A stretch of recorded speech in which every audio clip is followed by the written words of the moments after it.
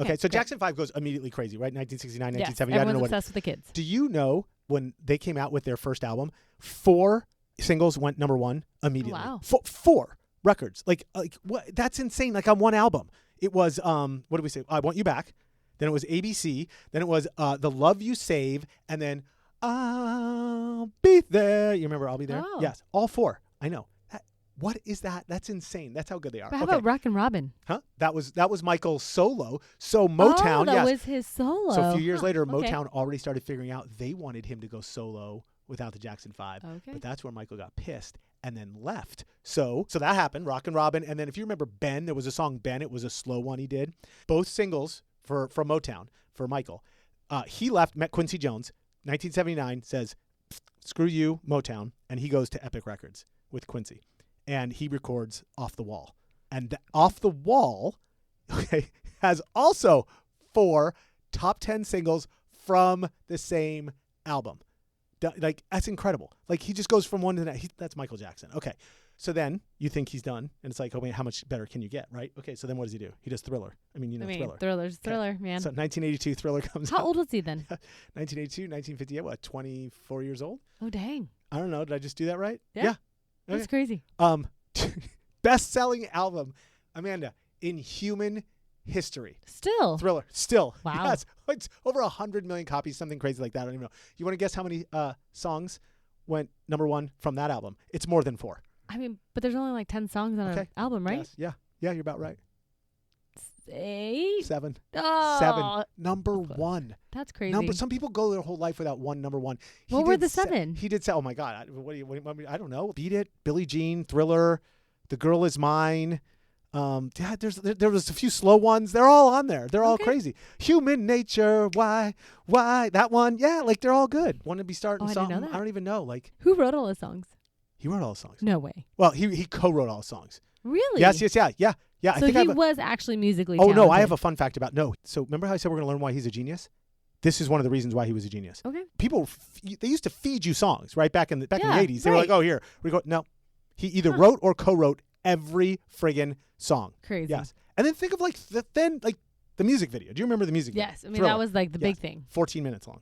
He hires John Landis, the director, John Landis, to help him with this music video.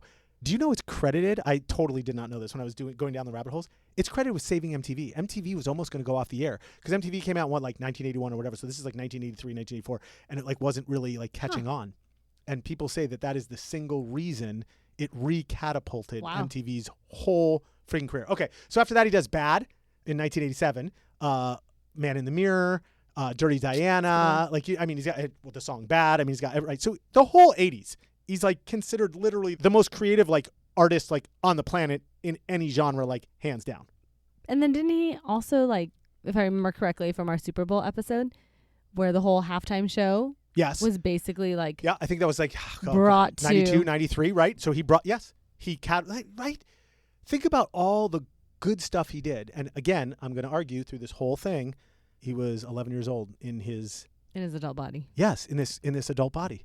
That's why he got all weird and wanted to change his look and oh my God, I feel so bad. Whatever. Okay, so let's go back for a second then. Okay, so you're talking about Super Bowl, but then he still did the moonwalk. So after Thriller, he goes on stage and just starts doing that kind of crap. But did he come up with the moonwalk? He did not come up with the moonwalk. Did you know that? No. I didn't know. I thought he totally came up with the moonwalk it was his. No, so it's one of those things where he just took something and then made it obsessive and 10 times better. No, I guess it's credited to some guy named Jeffrey Daniel who did it on a show a year before, and Michael Jackson, I don't know, saw it VHS, and copied it? Yeah, copied it and then took it from there. So it goes all the way back to a guy named Marcel Marceau and James Brown. So I think it's a mix of James Brown, Crazy Leg James Brown, he was super awesome dancer, and Marcel Marceau was a mime guy, and I guess somewhere in that the beginnings of the moonwalk came. Jeffrey Daniel does it on television first. Nobody knows who he is, doesn't even care. Michael Jackson gets a VHS tape of it, perfects it, waits till Motown 25-year anniversary, NBC special, and just the place went. It was bonkers. I remember watching it on TV when I was a young kid. It was unbelievable. People were like, oh my God, what just happened? The guy's magic. It was absolutely insane. Totally insane. On to right place, right time. Evidently. Genius. What do you want me to say? On to my genius points. Okay. My genius point, number 1. Co-wrote all his songs or wrote all his songs? Yeah, that blows my mind. That counts. Okay. 2, he would make up the songs in his head. Before he would get into the studio, he had the little recorder. And so he would hum every instrument separately into this recorder before he would walk into the studio. Then he would give it to the producers, and they would have all 6 parts already completed. And then they would hire musicians. Then they would go ahead and record songs. So like he had everything figured out. It wasn't like he had some co-collaboration with some bass guitarist. That's crazy. He did it all by himself. All in his brain. The parts. Yes. Okay. And then with dancing, like I said, so he studied like crazy. So not just the moonwalk, this guy, Jeffrey Daniel, but he would do like James Brown, all the people before him, and come up with all these other little tweaks, obsess over this stuff, hours and hours and hours in his room, all by himself, making sure that no one saw him until he perfected it. So you would argue genius, but you would also argue like perfectionist. Perfectionist, OCD, like crazy, right? And then I would say the biggest one by far is his ability, like storytelling. I think that's super underrated because every one of his songs and every one of his videos and everything he did, it wasn't just a quick thing. It was literally from beginning to end in its entirety, an absolute story, all compact. And who can do that in 3 minutes? Very few songwriters can figure out how to do that. And I think he's done an excellent job. So those are the 4 main reasons I would say. Absolutely. Seriously, if you look it up, he's considered a genius. I don't know, like IQ wise, like was it 150 or whatever? But I'm a not beautiful doing that. mind regardless. I'm just saying, yes, I'm saying absolutely genius. Hey, thanks for listening. If you like this content, subscribe, leave a review, and share with us your episode ideas.